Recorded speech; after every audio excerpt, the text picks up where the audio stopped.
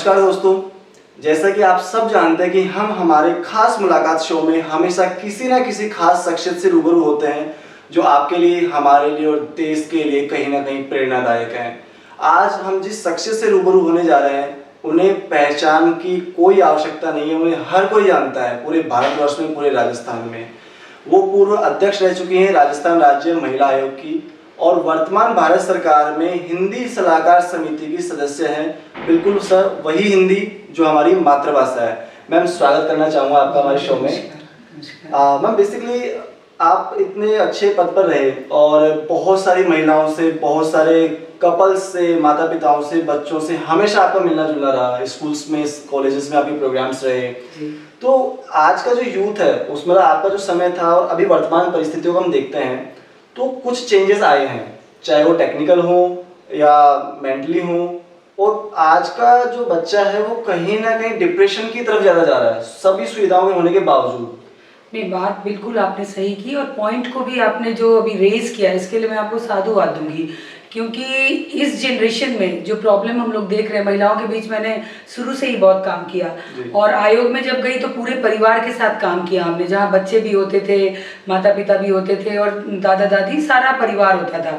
अनुभव मैंने जो किया कि 10 से 12 वर्षों में जो इस देश में चेंजिंग आया है, कारण उसका क्या रहा है मैं नहीं जानती, लेकिन मूलतः जो मुझे समझ में आता है कि बच्चे बहुत डिप्रेशन में हैं, पेरेंट्स भी डिप्रेशन में हैं। मतलब पूरा एक माहौल जो है वो डिप्रेशन का चल रहा है और डिप्रेशन का कोई वजह नहीं। आप जान के आश्चर्य करेंगे कि कोई बहुत ज़्यादा आर्थिक तंगी हो तो समझ में आता है, कोई बहुत बड़ी परेशानी हो तो समझ आता है, लेकिन मुझे जो लगता है कि आजकल के डिप्रेशन का कारण या बच्चों के जो एकाकी का कारण है, वो मेन जो मुझे लगता है वो आइसोलेशन है। क्योंकि मम्मी पापा वर्किंग होने के कारण बच्चों को आया पे छोड़ के चले आते हैं, सर्वेंट पे छोड़ के चले आते हैं, तो बच्चे आइसोलेट हो जाते हैं, इंट्रोवर्ट हो जाते हैं। फिर वो उसी माहौल में पलते बढ़ते हैं जहाँ हाय हेलो होता है मदर फादर से, और फिर बच्चे ग्रेजुअली बढ़ते हैं तो उनके मन में क्या क्या सवाल चल रहे हैं इसका जवाब उनको मिल नहीं पाता है और वो सवाल इतना खतरनाक हो जाता है जो बाद में आप आत्महत्या की ओर बच्चे को अग्रसर करता है। वो सब कुछ तबाह कर देता है। बिल्कुल, उसके जो बचपन में जो सवाल जवाब होना चाहिए वो वार्ता नहीं हो पाता है और वो बड़े में आके, उसके जवानी में आके वो विस्फोटक स्थिति लेती है और फिर ये कारण। यहाँ एक चीज हमने वो पर्सनली नोटिस करी, इस चीज से हर स्कूल वाले या कोचिंग वाले या कॉलेज वाले भी परेशान है कि अगर वो बच्चों को कुछ कहते हैं समझाने के पॉइंट ऑफ व्यू से तो बच्चे वहाँ नेगेटिव जवाब दे देते हैं उनको। बिल्कुल, मैंने कहा ना कि माहौल इतना खराब हो गया कि टीचर बच्चों को नहीं डांटे, पेरेंट्स बच्चों को नहीं डांटे।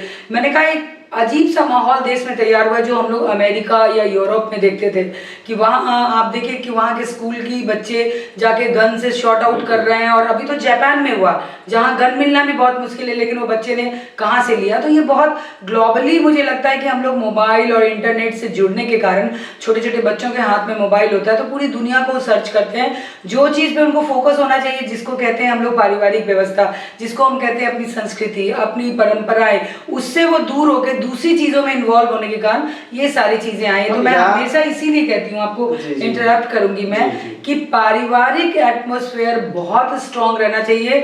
14 साल और 15 साल के बच्चे पे ध्यान देने के बजाय आप छोटे से बच्चे पे ध्यान देंगी और अपने आप में, क्योंकि मैं यदि पेरेंट्स हूँ, मैं वो कृत्य नहीं करूंगी और बच्चे को उपदेश दूंगी तो बच्चा माँ बाप को दोनों को देखता है, तो सोचता है यही ये मस्ती कर रहे हैं तो हम क्यों नहीं करें।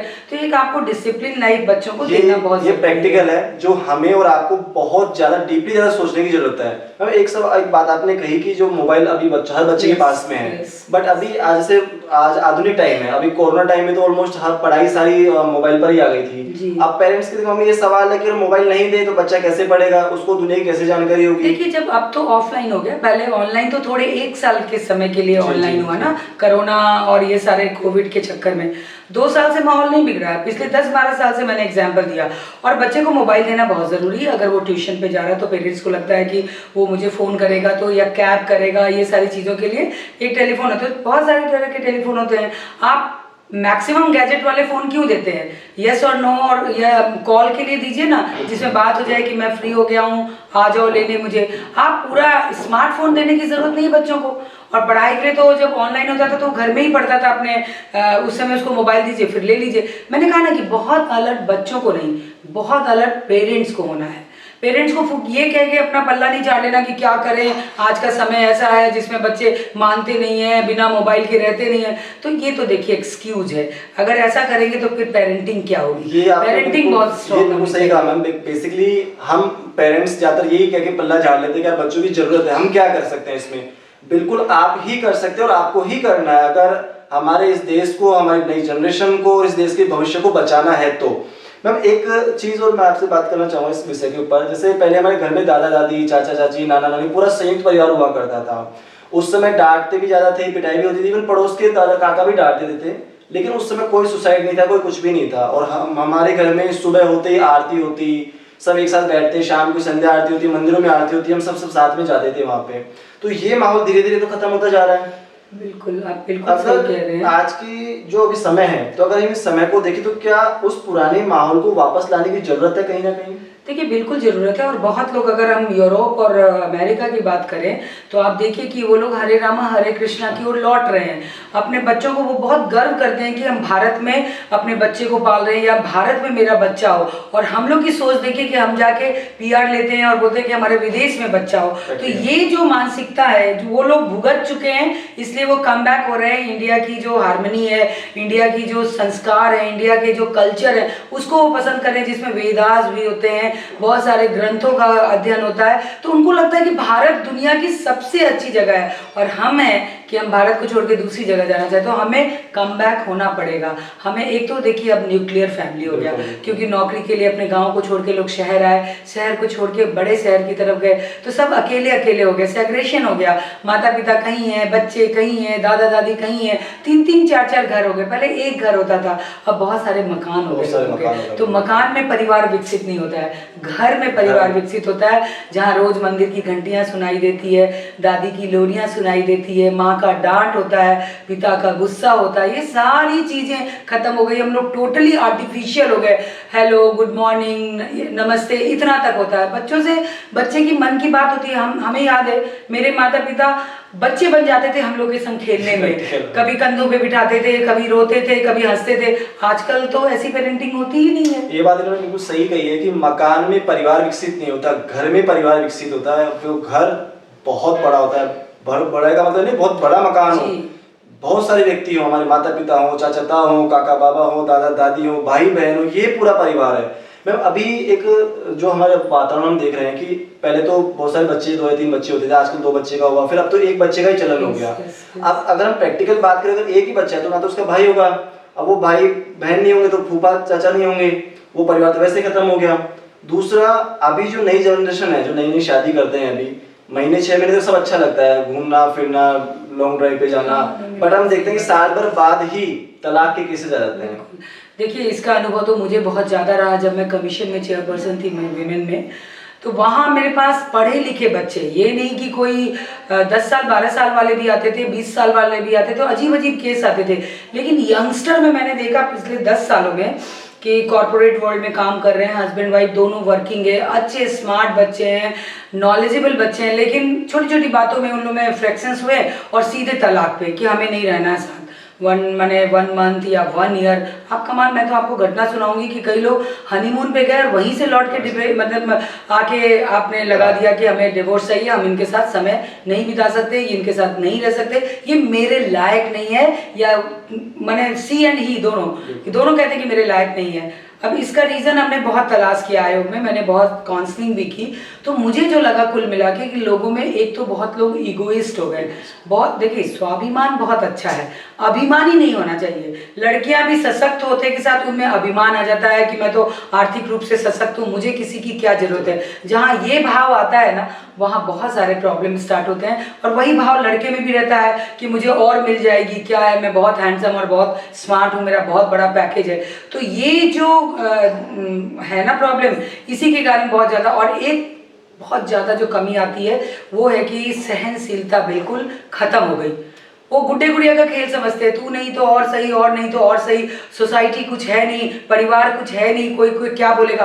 पहले हम लोग बहुत, ये टैबू भी है कि देखिए समाज क्या बोलेगा, समाज क्या बोलेगा, वो एक कंट्रोल होता था कि समाज क्या बोलेगा, तो उसके डर से भी हमारे रिश्ते लंबे हो जाते थे। आजकल कोई डर भय नहीं, पेरेंट्स भी कहते हैं फ्री फ्री फ्री। तो ये सारी चीज़ों के कारण जो मुझे लगता है ना कि एक तो ईगो, न लड़कियों में सहन शक्ति रही, न लड़कों में पेशेंस रहा। ये कारण वो सोचते हैं कि चलो हटो, मामला ख़त्म करो, एक और मिल जाएगी। लेकिन ये जीवन नहीं है, ये शादी विवाह 7 जन्मों का फेरा है और 7 जन्मों का बंधन है। हम कई बार बोलते थे कमीशन में, तो आप हंसेंगे, बहुत सारी जो हाई प्रोफाइल महिलाएं थीं या जो बहुत ही अपने आप को मॉड कहती है, मैं उनको कहती हूँ सबसे बड़ी बेवकूफ़ होती हैं। वो कहती थी कि सुमन शर्मा बहुत ऑर्थोडॉक्स बात करती है, बहुत ही गंवारू वाली बात करती है। लेकिन मैं गंवारू बात नहीं करती, मैं हमेशा कहती हूँ कि आदमी को दिमाग से स्वच्छंद होना चाहिए, दिमाग से मॉडर्न होना चाहिए। अगर दिमाग आपका पूरा विकसित हो जाएगा तो आप इस प्रकार की हरकत नहीं करेंगे। ये प्रैक्टिकल है और ये आज मैम ने इतनी डीपली और बहुत सारी कड़वी बातें बोली हैं और जो बिल्कुल सच हैं। अगर आप वाकई में इंसान है, आपको लगता है कि हमें इस देश को बचाना है, हमारी संस्कृति को बचाना है, समाज को बचाना है, परिवार को बचाना है, तो हमें डीपली उस पर वर्क करना पड़ेगा। और एक सबसे पहले इंपॉर्टेंट बात आपसे पूछना चाहेंगे मैम, जिससे कि पहले जो गुरुकुल हुआ करते थे, आज ऑब्वियसली बात है बहुत अच्छे अच्छे स्कूल्स हैं, बहुत बड़ी बड़ी पढ़ाइयाँ हैं, हर तरह की पढ़ाई आज हो रही है, हर तरह का माहौल, अच्छा माहौल है वहाँ पर। बट बेसिक जो नींव मजबूत होनी चाहिए एक बच्चे की, जैसे प्रधानमंत्री मोदी जी ने भी बहुत अच्छा कैंपेनिंग चलाया कि 5th क्लास तक की जो पढ़ाई है वो आपके मूल मातृभाषा में होनी चाहिए। आप खुद हिंदी की मातृभाषा की आप लीड करते हैं, तो कहीं ना कहीं अगर आज स्कूल्स में एक पीरियड, पूरे स्कूल पूरा पढ़ाई ना से एक पीरियड भी अगर हमारे वेदास से संबंधित हो या गुरुकुल से संबंधित हो या योगासन से संबंधित हो, अगर ये होता है तो क्या उसका इफेक्ट पड़ेगा वातावरण पे? देखिए, आपको अभी अगर हम किताबों की बात आपने छेड़ी है, तो हिंदुस्तान में किताबों की लड़ाई और हमारे इतिहास की लड़ाई इन 15-10 सालों में हम लोग बहुत देख रहे हैं। क्योंकि जिस राजस्थान की, अगर हम राजस्थान में रहते हैं तो पहले मैं राजस्थान की बात करूं, तो जिस देश के जिस राज्य के बच्चों को राणा प्रताप को महान नहीं बता के अकबर को महान बताया जाएगा तो उनके ऐतिहासिक नॉलेज का क्या आलम होगा, इसको भी आप अंदाज लगा सकते हो। तो एक्चुअल हमारी हिस्ट्री में भी कट शट किया जाता है तो बच्चों का विकसित होना बहुत मुश्किल है। और माता पिता घर में तो वो ज्ञान देते ही नहीं है। माता पिता बच्चे छोटा डेवलप 6 मंथ 7 मंथ का बच्चा होता है, उसको मोबाइल के आगे रख देते हैं और उसको खाना खिलाते हैं कि बेटा ये पोगो मैन देखो, ये शोगो मैन देखो, जाने क्या क्या कॉमिक्स देख के बच्चा, तो वो क्या सीखेगा। तो वो जो माताएं लोरी में वीरांगनाओं के गीत गाया करती थी, मुझे याद है मैं अपने बच्चे को सुलाया करती थी तो बहुत सारे मम्मी से जो मैंने सुने थे, मैंने अपनी मम्मी से अपनी नानी से जो सुने थे वही लोरी सुनाती हूँ। और आज मैं दादी बनी हूँ ना, तो छोटी गुड़िया को हाथ में लेती हूँ तो मेरे मुंह से वही गीत निकलते हैं, ना कि ये फालतू के हिप शॉप और हिप सिप गाने सब। तो वो क्या होती है, वो पहली पाठशाला होती है, मैं आपको बताऊं, जहाँ माँ की भूमिका बहुत महती होती है।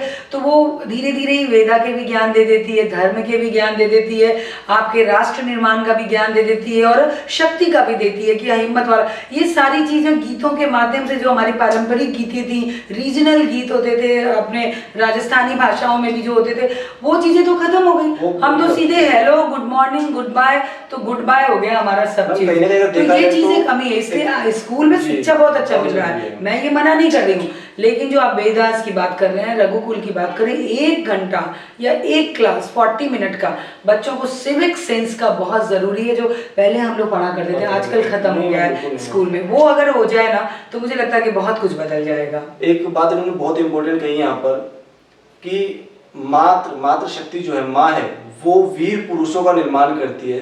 आज पूरा इतिहास हमारा भरा हुआ है, चाहे महाराणा प्रताप को आप लें, माँ शिवाजी, छत्रपति शिवाजी को आप लें, भगवान राम को लें, भगवान कृष्ण को लें, या आज जिसके हम पूरा कलयुग आज पूजा करता है खाटू श्याम जी, वो भी माता के वचनों से ही, माता के आशीर्वाद से इस पूरे कलयुग में पूजे जा रहे हैं। तो मातृ शक्ति का बहुत बड़ा हाथ है। तो आप कृपया बच्चों को मोबाइल देने से अच्छा है कि आप अपने मुंह से 2 शब्द उनको सुनाएं, उनको लोरी सुनाएं, अच्छे वेदों का ज्ञान दें, ताकि एक अच्छे समाज का, अच्छे देश का और अच्छे परिवार का निर्माण हो सके।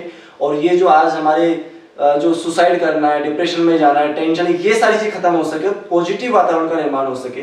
मैम, आप हमारे शो में आए और दर्शकों को बहुत अच्छी बातें आपने बताई, इसके लिए बहुत बहुत धन्यवाद आपका। जय हिंद, जय भारत।